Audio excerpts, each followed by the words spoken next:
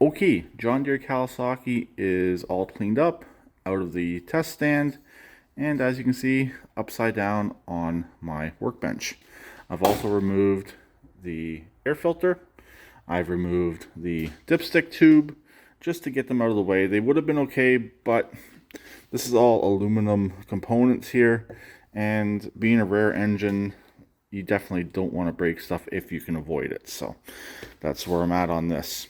This is the infamous balancer right here at the back of the engine. These do like to break. They don't necessarily destroy the entire engine, but they do like to break, and the parts are pretty much unattainium.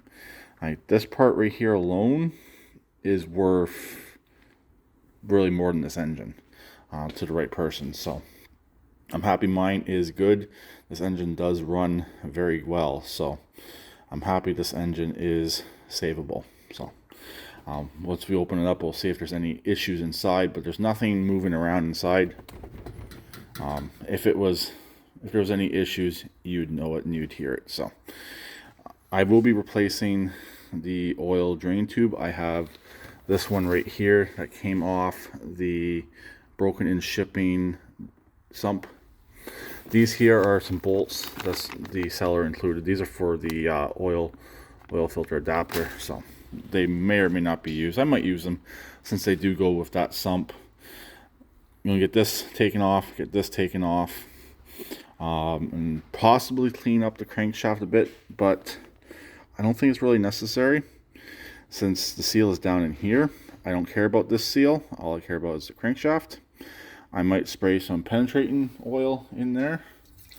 This stuff right here actually works really well, so I'll probably spray some of that in there just to hopefully this will slide off nice and good. We'll check the crankshaft down in there, see if it needs to be cleaned up at all. But this here, it's not that bad. I have definitely seen worse. So I'm gonna get this all taken care of.